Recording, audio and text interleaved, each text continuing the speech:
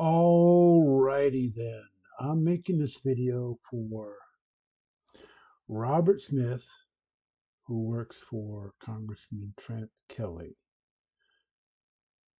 I'm going to talk to you about a man named Morris Childs. And there's a book, and I'll probably try to put the little front page of the book on this video somehow. Um, the book is written about his life and his work history working for the FBI. And I heard about him on, I believe, a radio broadcast long, long time ago. And it was really captivating. I used to listen to Mutual Radio late at night when I was a kid, and Larry King was on it before he became into television, before he got famous. And all people had known about him was his voice. He had this very powerful voice, even though the voice doesn't fit the image of the person. He got famous for his delivery as a professional broadcaster. It was very polished and very charismatic and had a lot of machismo, Larry King's voice. It was really pretty compelling when he worked at Mutual Broadcasting. And I think it was one of his shows that delved into the life of this man, Morris Childs. Um, Agent Solo was his code name in the FBI. So the reason why I'm making this video is to provide a true story that is compelling and illustrates the fact that one man can change everything. One man, and it doesn't have to be because of his talent or ability or intellect. It can be just the simple fact that he's at the right place at the right time and does his job well. And he can change everything. He can change the course of history. History pivots on a dime sometimes. And just, I'm doing this video stream of consciousness. So um, I might take a tangent here and there. So to illustrate how history pivots on a dime, I want to talk to you about the assassination of John Kennedy. So when John Kennedy was killed, there had been talks going on between the president of the United States and Khrushchev, the prime minister of Russia, of the Soviet Union.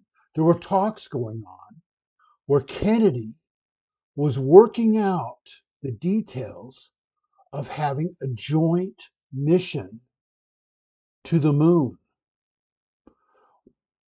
where there would be a Russian cosmonaut going along as one of the two people that would set foot on the moon.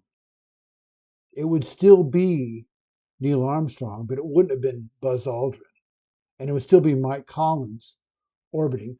I don't know if you know this, but the Apollo missions were a three-man mission. There was one person that would orbit the moon while two people would set foot on the moon. That's how the Apollo missions worked. So Kennedy was working on that, and it was starting to come together. But after he was killed, LBJ had this huge fear of Russia after that. And so that all stopped. So that pivoted, if you think of a unicycle, all right, and it hits a dime, dime is the smallest coin, and pivots. History does that on a little tiny thing like that. Well, it's not a little assassination, it's not a small thing, but this is just a bullet of one rifle. It changed history. because if Kennedy had lived and if that mission had gone forward, there would not be a Cold War anymore. It would have stopped. Everything would have been different. Everything would have changed. So anyway, that's a little aside. Now back to the topic at hand, Morris Childs and the book. I think it's called Agent Solo, Our Man in the FBI. So what happened was, this is according to a radio broadcast I heard, and it may or may not have been the mutual broadcast with Larry King. It might have been just a NPR thing, but it was amazing. And right away, I told people about it. I told my dad about it. I couldn't stop talking about it because just phenomenal how much this one person changed things. And he was a spy, and spies are typically unknown and unnamed. I know that in either in the FBI or the CIA office, there's a plaque of agents who have given their life for the country, and some of them to this day, their names cannot be actually said to this day. There's maybe some code word or something. So here we go. It all started with something called the American Communist Party. And Morris Childs was the head of the American Communist Party. And of course, being the head of the American Communist Party meant that the FBI was tapping his phones and listening to everything he was doing and saying and going. And he was being constantly monitored by the FBI. Well, he had heart problems and he had to go to the Mayo Clinic.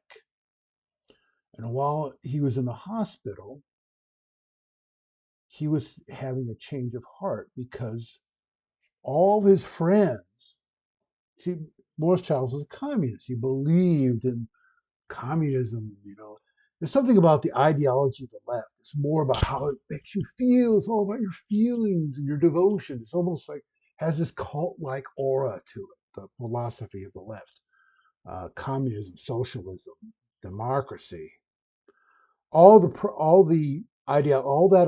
ideology is kind of rooted in not in logic, but in a sense of morality and a holier than thou divine purpose of goodness and that kind of thing. It's all rooted in it's all rooted in kind of a feel good um, root. It's supposed to be how it makes you feel, and that it means you're a good person and you're altruistic and you care about others, you know, and you care about lifting up society and you're a good person. See, it's all kind of now. Here's a little side note: the yin and the yang, the little circle with a spiral in the middle, where one side's black and the other side's dark, and the dark side is a little white center, and the white side is a little dark center. When I was in college, an Asian guy said it's a symbol of the universe, and it means more than people think. It means he told me that the dark side has a light interior, and the light side has a dark interior. And he said it's like police and criminals. And he said it's like the Republicans and the Democrats. It's a symbol of the universe, but on a very is a very kind of a proverbial and abstract way. I know people in China that think that it's the literal symbol of the universe that there's the yin and the yang were two separate forces that came together and they collided and created the universe. Anyway, so that's a little side note. Back to the story. So Morris Childs was in the hospital and he was on the phone. This is where the FBI realized something big had just happened that the FBI had to pounce because Morris Childs was on the phone with his brother at the Mayo Clinic, the heart clinic, and none of his communist allies, his comrades, were wishing him well. They didn't give a fuck because maybe the reality is the leftist ideology is not as it seems on the outside. At its core is dark and bad and self-absorbed, and it's not about caring for others at all, really. And so he was having a change of heart about communism. The head of the American Communist Party was having a change of heart regarding communism. And the FBI heard that, and they went to go talk to him, to have a meeting with him at his hospital bed. And they said, "We want you to work for us." And he said, "Sign me up." And he said, "Sign me up. Tell me what you need me to do. I'm on board." And so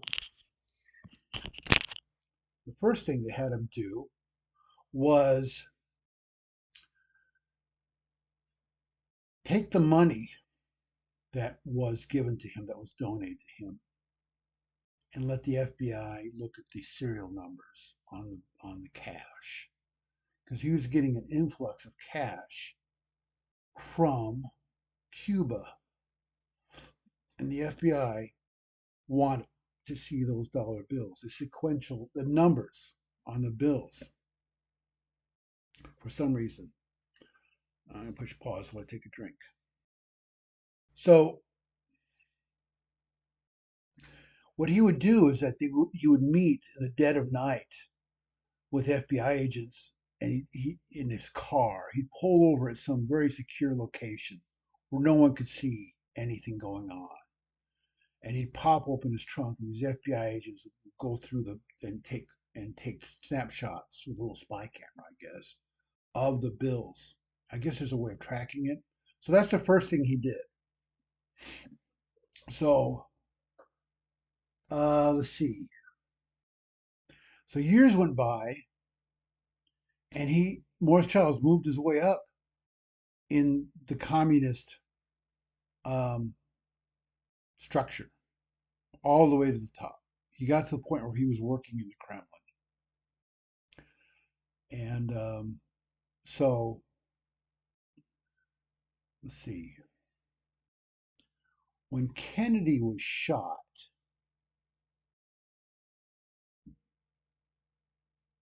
Morris Childs, Agent Solo,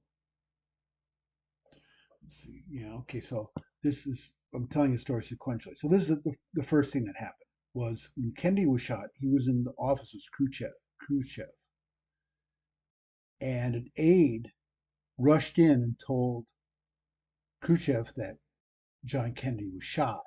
And Khrushchev was visibly shooken, visibly disturbed, and concerned that the Americans would think that the Russians were involved directly, which, by the way, LBJ and Connolly thought. Connolly was in the car, and he got one bullet went right through his arm. So John Connolly was talking about how they're shooting us, they're trying to kill us, and not only Connolly but Lyndon Johnson thought that the Russians were involved. But anyway, Khrushchev was upset, and Solo told somehow through secret ways of communication, told his people at the FBI that Russia was not involved in the assassination of Kennedy. So here's what happened, and here's how this one guy had such a huge hit on American history and American culture. Because what happened was the Secret Service was between a rock and a hard place, because they couldn't say publicly, "We know for sure that Russia wasn't involved." Because if Russia got that message, they would all the elites of the Kremlin would be looking around, how the hell do they know for sure we're not involved? And so that might expose Solo. So they couldn't say that. they couldn't say, we don't know if Russia's involved because that'd be lying. So they said, we can't talk about it. We can't discuss it. They had to open up this, what was it called?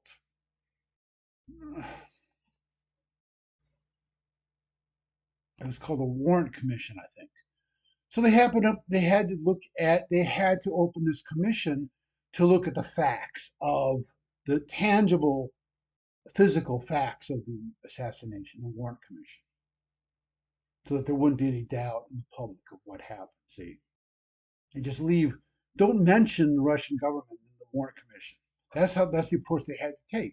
Now, the fact that they said we can't discuss it, while the FBI agents and the Secret Service, when they said we can't talk about it, that created the explosion of conspiracy theories that is going on to this day.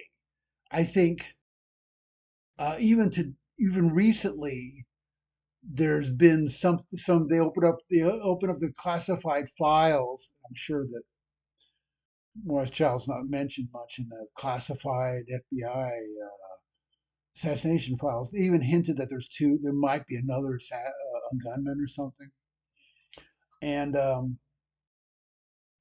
let's see. I understand even Rob Reiner is coming out with a new movie that's going to talk about it was multiple assassins that shot Kennedy. I believe in the case closed things story, the book Case Closed. Um,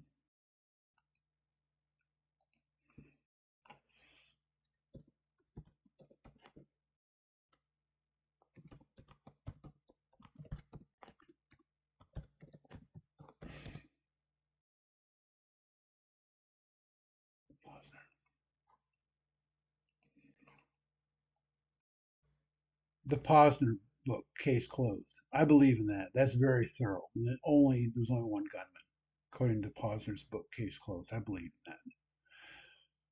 Anyway, the point is that created a cultural impact. One guy created this huge cultural phenomenon of conspiracy theory surrounding the Kennedy assassination. Isn't that amazing? One person could have such a huge impact. But wait, there's more. So um, the communists were very interested in Martin Luther King. They were trying to seduce him into communism to be a great advocate and promoter of communism, communist ideology. And there was a number of people, spies from the Soviet Union, that were trying to um, seduce, for lack of a better term, Martin Luther King. And Solo told his people at the FBI what that was going on, and so they bugged Martin Luther King's phone. And during the course of their investigation, they found out that Martin Luther King had marital issues and he was calling uh, and arranging meetings with prostitutes. Now, there was this senator who was trying to blow the lid on all the racist activity of the FBI. And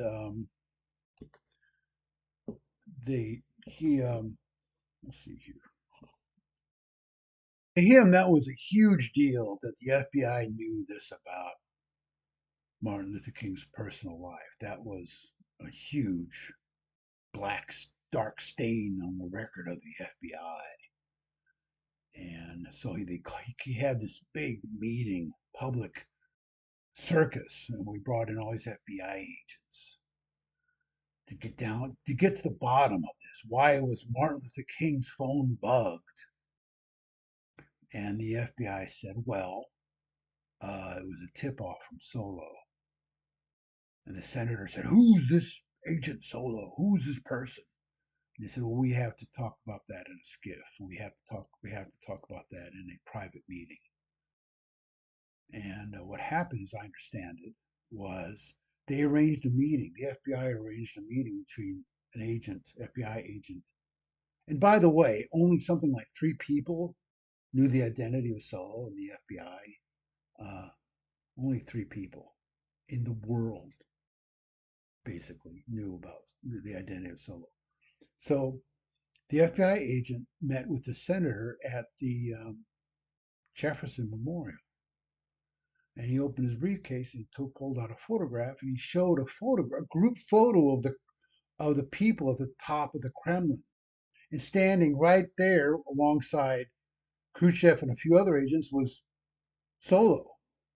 And he said, "That's our guy. That's Solo. If we reveal that's how important he is to the intelligence and security of the country, the United States. That's him." Pictured right next to Khrushchev, basically. And so the senator said, "All right, I'm going to drop my line of questioning." So there's another instance when Morris Childs, just one guy, impacted society. So that whole line of questioning, looking into the despicable behavior of the FBI, that whole thing was just dropped. Now comes the big gargantuan impact that he had. Solo, oh, there's a couple things. Let's talk about the broken finger first. No, I'll save it for last. Okay, so this is a huge thing. This is a gargantuan impact in the world economy that this one person had done. Um, the communist elites in the Soviet Union went to go meet with the communist elites in China. And Khrushchev was up there talking about all this stuff, about the historical importance and morality of communism. He's pounding his fist, as he always does, talking to all these Chinese gathered in these huge halls that they have, right? And Solo noticed that the Chinese elites, the authority, the communist authority members, were sitting on their hands. They were sitting on their hands. They weren't applauding. They were just kind of sitting and listening stone faced.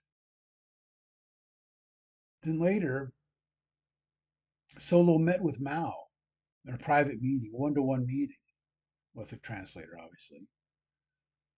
But Mao said some really amazing stuff. He said, if there's ever a all-out nuclear exchange between the Soviet Union and the United States, China wouldn't mind that at all. They'd come out on top. He said a few other things. I think about Chinese girls, like they're like weeds, or he said something like, "We got to get rid of them. We got to have them married off to maybe Americans," or something like that. He said something I kind of remember something cute he said about that. But the serious stuff he said was that China has no stomach for the kind of communism that the Soviet Union embraces. They don't believe in it at all. So this myth that the Americans have that there was like some kind of communist monolith in Asia with the Soviet Union and Red China was like one solid thing, or just the default idea that people had wasn't true at all. And Solo thought, man, this is a big deal, and I have to tell my people at the FBI, my superiors. So he coded. I don't know how they transmitted messages between Moscow, Russia, China to the FBI, but they had some way of doing it. So Solo told them, and so the FBI typed up a memo for Nixon, and this stuff was so sensitive and so secret that the documentation could not be left at the Oval Office, right? So what happens? The FBI has a meeting with Nixon, the head of the whatever. I don't know if the head of the FBI or someone that knew about Solo, some division. So they walked in with the briefcase, opened it up, and they pulled it out and they showed Nixon, and they said, "Mr. President, you need to read that and then give it back to us." no record of this guy can be left anywhere,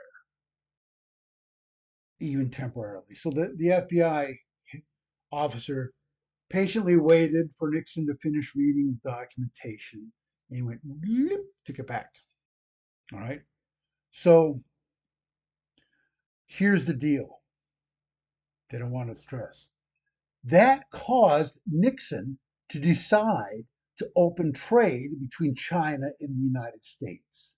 It was a way of undercutting the Soviet Union and coming out on top economically.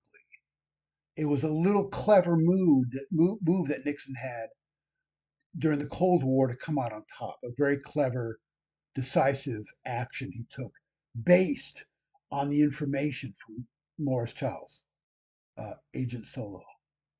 So that one man, just by being in the right place at the right time, changed history forever. And good or bad, we're living under the consequences of that action today. It's changed everything. It changed everything. History, spinning on a dime. All right. And here's the latest cool story about Solo. So, a couple things. So, he told his elites in the FBI, I'm kind of lonely. I want to get married. So they vetted his wife, and he got married. And there was a time when he was in his office in Moscow. There was a safe that had kind of like a spring door. The door had a spring mechanism on it, so that if you push it to a certain point, it would just snap shut. And so he had his thumb.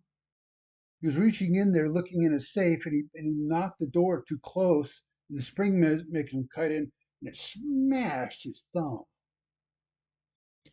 And he went to the doctor, and the doctor was going to give him sodium pentothal, which is which is sometimes called truth serum. And so Morris Childs said, he spoke fluent Russian at that point, obviously. So he said, "Look, um, I assume you're probably a good communist. I'm a member of the Kremlin elite. If I'm under sodium pentothal, I might say something that might put your life in jeopardy, and I don't want that to happen because I assume you're a good communist too.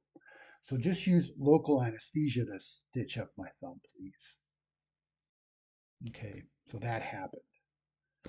Um, and apparently he would fly overseas, like he'd fly to the United States sometimes, and fly back, and he was completely entrusted by the communists in Moscow. He was completely um, trusted. They were completely devoted to him. They thought he was on board, like with communism, all this time. No one knew he was a spy for the FBI, working for the FBI. So he flew back with his wife, and when they touched down, some soldiers swarmed the plane as he exited, and they said, "You need to come with us." And he thought the jig was up. He thought they were going to take him somewhere. They found out about him. They were going to take him somewhere and just put him against the wall and shoot him. He thought it was game over because these guys had rifles and they were all decked out in the military garb. He thought it was all over. And so he was sweating bullets because he thought it was game over. Him and his wife were going to be killed. And they put him in a limousine and they sped off with him, but they took him to that big, gigantic auditorium that you always see. And they had him sit in the front row, and Khrushchev, to the audience, told the story of him smashing his thumb and how he endured that pain not to divulge Soviet secrets, and they gave him a big medal as a good communist. Now, The last part of the story is that he retired eventually and he moved back to Washington, D.C. because he was born an American citizen. And Gerald Ford gave him this um, Freedom Award, like the highest award you can give to civilians. And when his buddies in Moscow learned about that, they still didn't believe that he was a spy. He so convinced them that he was a good communist that they thought somehow the Americans had drugged him or something like that. They assumed some of the United States had done some horrible nefarious thing to him, and uh, and that wasn't really him. Now the point of all of this is this: I'm just one guy, you know. When I was doing that, when I was trying that campaign, which I'll later revisit, by the way, um, the flat Earth thing, the fighting of the flat Earth. The conclusion of that was that it's put on something kind of legal status, like dismissed with prejudice. It's a legal term where I can come when I get my ducks in a row, I can come back and attack it because basically I ran out of time and money. I ran out of time and money, and I had a lot of things fell apart that I didn't expect would fall apart, like I was going to get Neil deGrasse Tyson. I was subpoenaing Neil deGrasse Tyson. I was talking to him and his handlers to try to get him to testify. But when the subpoena came, he got pissed off and that all fell apart. So basically, I learned a lot to take another run at it later. But anyway,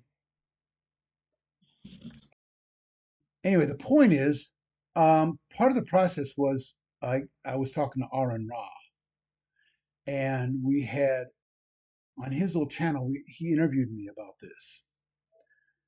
And that sparked a rage in some guy on Twitter who was this very proud Southerner, and he thought he was upset about the fact that me and Aaron Ra had all this time on our hands to go after some guy promoting flat Earth theory in some small town in Georgia, and how it was demoralizing and degrading the Southerners. Okay, that was his whole beef.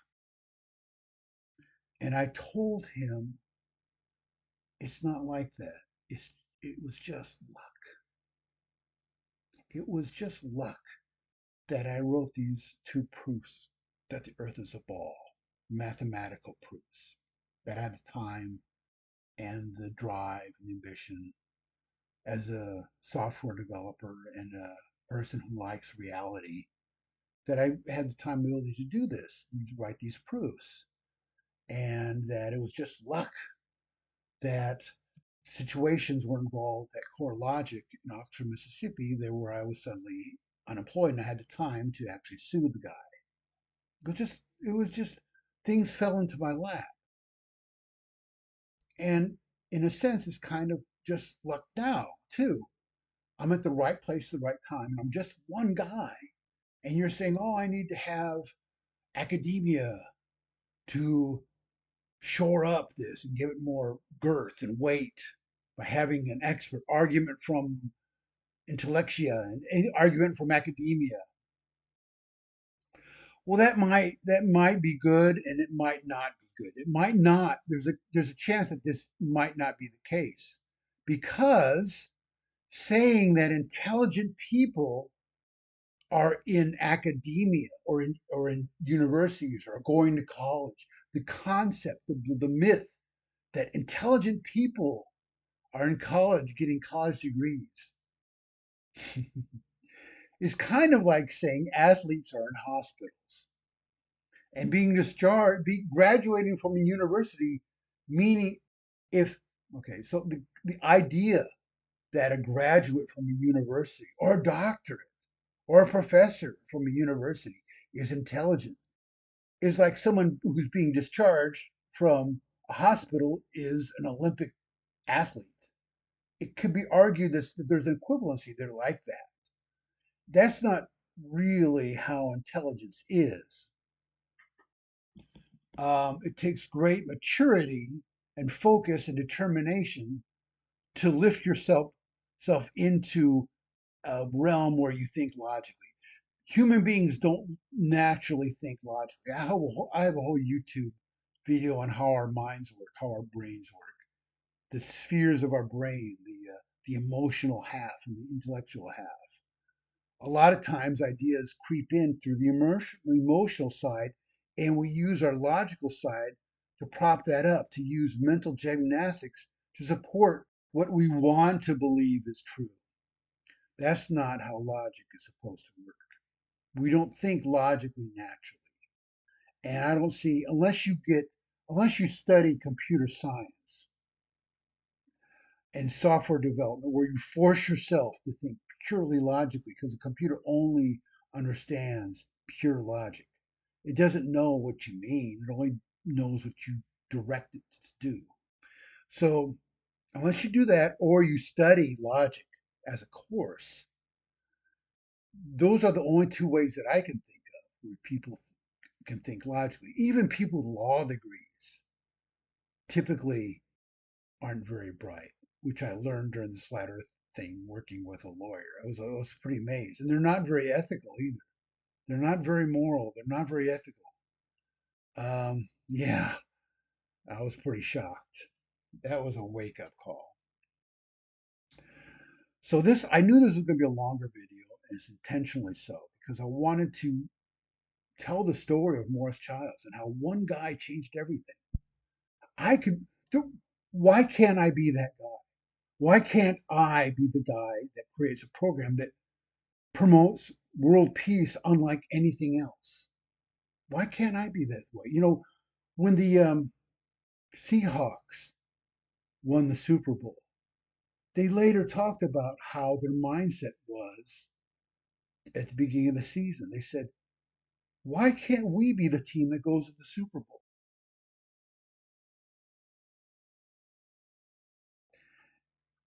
And I'd like to mention, in conclusion, a book that I saw one time back when books were sold at bookstores. There was a bookstore chain, I think it was called Barnes and Noble, which I don't think exists anymore. These mom and pop bookstores still exist. But since Amazon came along, a lot of these chains had to fold, I think. But I was in a bookstore years ago, and there was a book written by one of the Apollo astronauts that walked on the moon. Not the ones everyone knows, not the Buzz Aldrin and Neil Armstrong, but another one of the guys. And in the back, he said, all we had to do to go to the moon, it wasn't a miracle. People think it was like a miracle, but it wasn't. We just had to decide it could be done. And then we did it. The big hurdle was deciding it can be done. And then after that, we just did it. My program and campaign will bring world peace. We just have to decide to do it. What's preventing us from having world peace is not politics, it's mindset. It's ideas that are demonstratively false. They're incontrovertibly false. They're provably false. And one aspect of the truth is that you can't defeat it. You can kill or behead the people that tell the truth. You can enact laws where people who leave Islam, become apostates, are sentenced to death. But that won't stop the march of facts. It won't stop the spread of truth. You know, the Catholic Church tried to stop the Lutherans. They tried to stop the fact that Martin Luther, not Martin Luther King, I'm talking about the original Martin Luther, the German guy, when he translated the Bible into German, the Catholics were enraged and they tried to round up all those translators because they wanted to be the authority of Christendom in Europe. But what happened was it got to the point where they couldn't do it anymore. There was just too many of them. And the Germans eventually said, you can have my head, but you can't have my Bible. And they had to give up. And that's why today we have the Lutheran Church. A lot of German immigrants came to Texas and in the South, but mostly Texas. The Lutheran Church is huge in Texas. It's big in Tennessee too.